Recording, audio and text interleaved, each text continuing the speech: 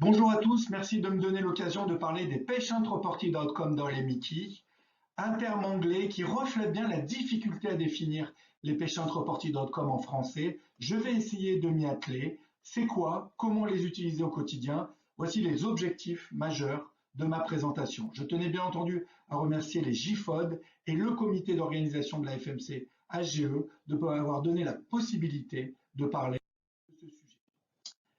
Voici mes liens d'intérêt. Et maintenant, ce qui est important, c'est d'essayer de résumer, d'avoir une vue globale de l'activité des Mickey. Je dirais qu'il y a deux parties. Il y a l'inflammation, l'intestin, avec l'endoscopie, l'histologie, l'IRM, l'échographie, la protéine C réactive et puis la calprotectine.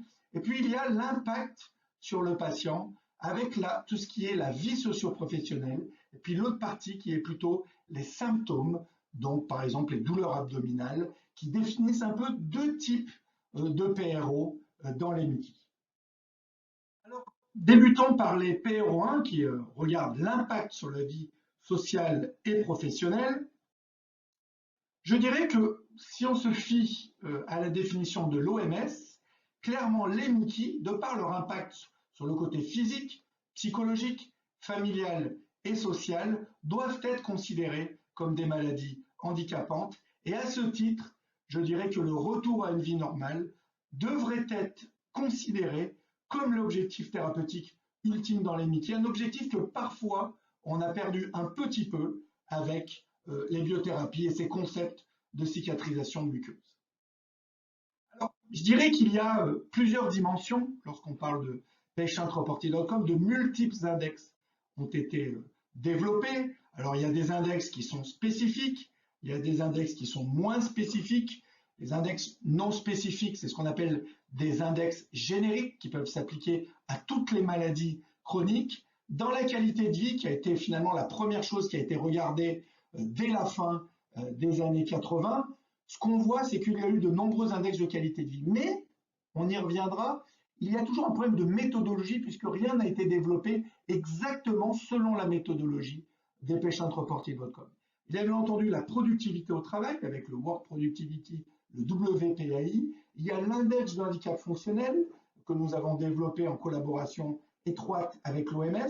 Et puis deux autres choses importantes qui sont la fatigue, la dépression et l'anxiété. De multiples outils, là encore, ont été développés. Et c'est vrai que certains ont été plus ou moins validés, plus ou moins adaptés dans les Mickey. Et c'est encore un champ qui doit nécessiter d'une recherche active dans ce... Alors, je vous donne quelques résultats parce que je crois que c'est important. Ces outils, parfois, peuvent paraître un peu barbares, loin de notre clinique. Cette étude nationale de l'AFA, qui est l'étude BIRD, qui avait interrogé plus de 1000 patients avec 6 questionnaires et nous nous étions focalisés sur les 6 qui sont validés dans les Mickey. Qu'est-ce qu'on avait pu montrer? C'est que la qualité de vie est affectée chez un patient sur deux. Il en est de même pour la fatigue. Pour la productivité, la perte de productivité au travail, c'est à peu près un tiers des patients.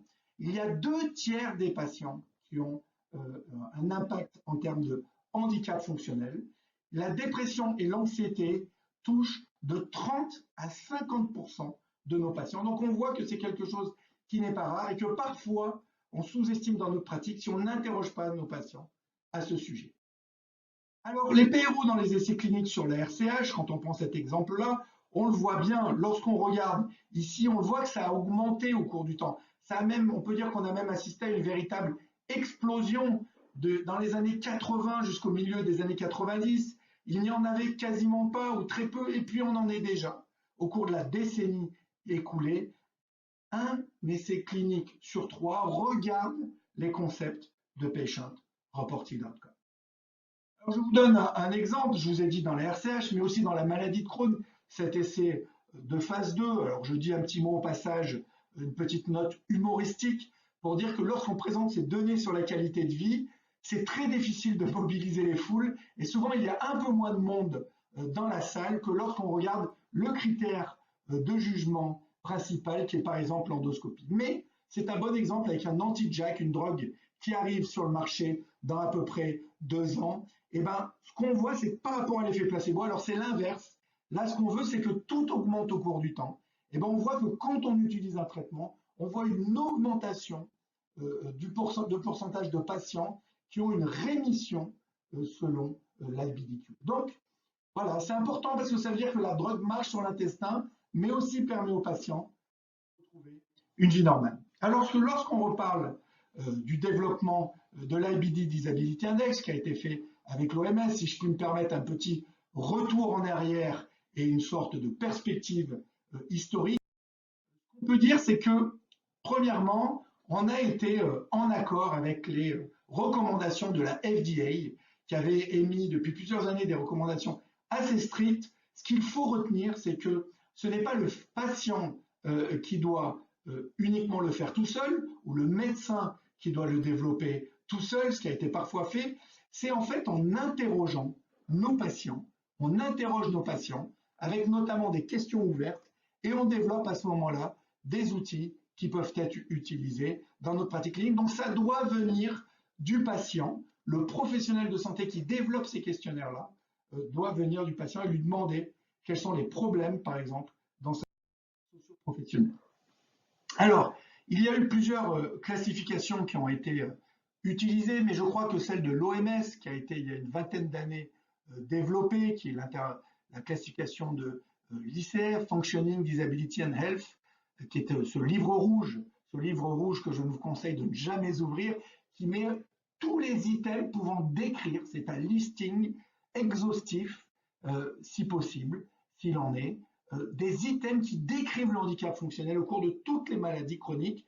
Bien entendu, il restait à le développer dans les Mickey, et c'est ce qu'on a fait pendant une décennie, qui aboutit à plusieurs publications, mais ce n'est pas le plus important. La première étant en 2010, avec toutes ces études-là, des années qui ont pris du temps. Ça, ce sont les premières étapes, ça a pris plusieurs années. Et puis, on a publié il y a quelques années la phase de validation. C'est très strict, une méthodologie robuste, des études où on interviewe les experts, les patients, on fait une revue de la littérature, on fait ce qu'on appelle des focus groups, on réunit des patients, on leur pose des questions ouvertes, on enregistre, on traduit. Bref, je vais passer puisque ça a été des années de dur.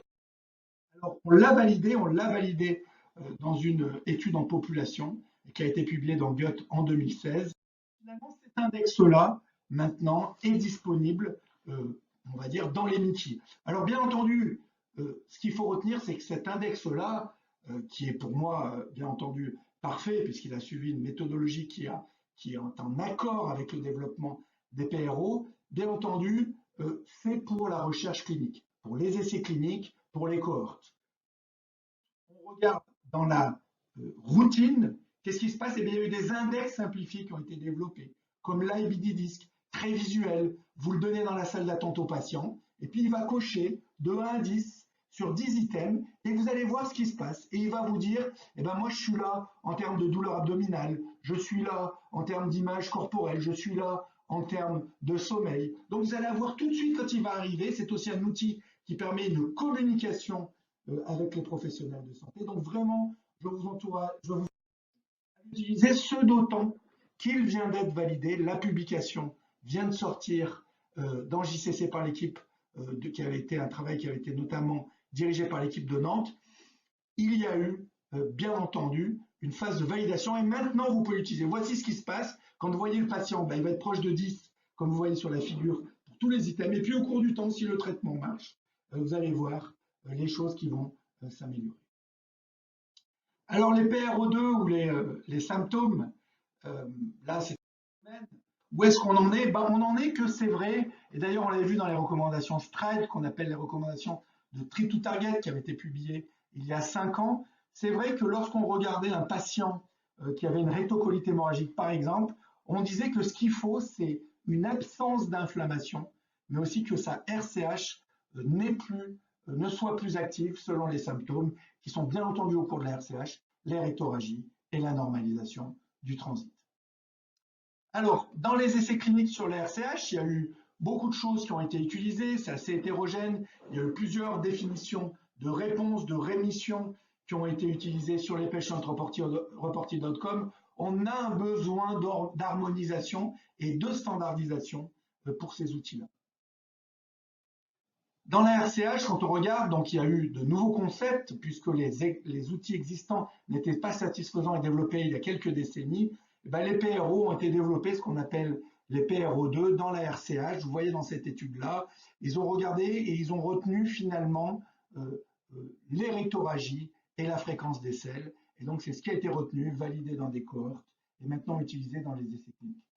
Alors, bien entendu, est-ce que les PRO2, et c'est une question, nous avons été habitués au score de Mayo partiel qui n'inclut pas l'endoscopie, est-ce que les PRO2 signent la fin du score de Mayo partiel? Ça dépend à qui vous demandez, si je puis dire, mais le score de Mayo partiel en nanorepères, les PRO2, on apprend encore, et tous les seuils, etc., n'ont pas été parfaitement. Alors le CDAI, bien entendu, le CDAI, il est là, il existe, il a été développé maintenant il y a plus de 40 ans. Mais vous le voyez que finalement, ça a été développé de manière un peu subjective avec une méthodologie de l'époque qui ne répond pas aux standards actuels de développement des PRO, même si maintenant nous connaissons bien ces outils, nous connaissons bien cet outil, nous connaissons ces seuils et nous avons beaucoup de données qui se sont accumulées avec le CDI. Alors, il reste bien entendu le seuil à définir pour les PRO2. Je vous l'ai déjà dit, c'est un vrai problème. Et dans la maladie de Crohn, ou que ce soit dans la RCH, mais ici, dans la maladie de Crohn, le seuil optimal définition, une rémission clinique, une absence de symptômes selon la fréquence des selles et les douleurs abdominales, eh ben on est encore en train de chercher, on apprend, on regarde dans les essais cliniques, et c'est pour ça d'ailleurs que le CDAI est encore souvent mentionné. Alors, quand on voit cette étude, eh ben c'est parti. Donc ça, c'est une étude, un des multiples essais cliniques. Et ben vous voyez qu'ils ont regardé le CDI et les PRO2. Alors bien entendu, hein, c'est logique, ça donne, on va dire grossièrement, les mêmes résultats, mais sur les PRO2, on va dire qu'ils sont probablement plus adaptés aux essais cliniques, un peu plus fins, un peu plus sensibles que les autres. Alors, le seuil optimal, je vous l'ai dit, reste à définir. Je vous ai montré cet exemple-là, qui est cet abstract. Je vous l'avais montré pour une autre drogue. Là, c'est une autre drogue qui est l'ustekinumab, une autre étude. Et ben, vous voyez que les définitions inférieures à 1 pour les douleurs abdominales, inférieures à 3 pour la fréquence des selles, et ben, vous voyez qu'ils avaient déjà changé par rapport à la précédente définition. Donc, ça s'affine. Je pense qu'on va y arriver très bientôt, mais la définition d'une rémission clinique des symptômes selon le PRO2, il y a encore du travail. Alors en attendant, qu'est-ce qu'on fait? Eh ben, en attendant, qu'est-ce qu'on fait? Eh ben, on fait ce qu'on appelle un peu des co-primary endpoints en anglais. Donc c'est des critères de jugement principaux qui sont regardés ensemble, soit les symptômes, avec donc les PRO2, et puis aussi ce qui se passe au niveau de l'endoscopie. Donc voici un petit peu ce que recommandent à l'heure actuelle les agences du médicament. C'est en train de s'affiner, mais c'est vrai que maintenant, en gros, on veut regarder que le patient aille bien au niveau symptômes et que son intestin aille bien, en oubliant un petit peu, comme toujours, l'impact sur la vie socio-professionnelle. Alors, avant de conclure, je dirais qu'il faut aussi des PRO spécifiques pour certaines formes de la maladie, comme les lésions endopérinéales. On ne peut pas utiliser des termes larges qui ne sont pas précis, disant juste j'ai mal au ventre, ça coule, etc. Donc il faut développer des outils spécifiquement pour chaque localisation de la maladie. Donc ça, c'est quelque chose qui est très important et c'est une proposition qui a été faite il y a 2 ans, par exemple, par nos amis anglais et publiée dans Gut. Alors pour finir, chers amis, je dirais que pour les PRO2 dans les essais cliniques, c'est en attendant de faire mieux, ça s'affine. Je pense que dans 1 ou 2 ans, on aura les bons outils validés qui répondent à toutes les attentes de nos agences du médicament. L'impact sur la vie socio-professionnelle, longtemps, on va dire, longtemps oublié, qui doit être regardé avec notamment l'IBD Disability Index dans les études cliniques et l'IBD DISC en pratique clinique. Et puis il faudra des PRO pour les situations particulières, comme la pochite, comme la maladie de Crohn post-opératoire ou les lésions anopérinéales. Voilà, je vous remercie pour votre attention et je vous dis à bientôt.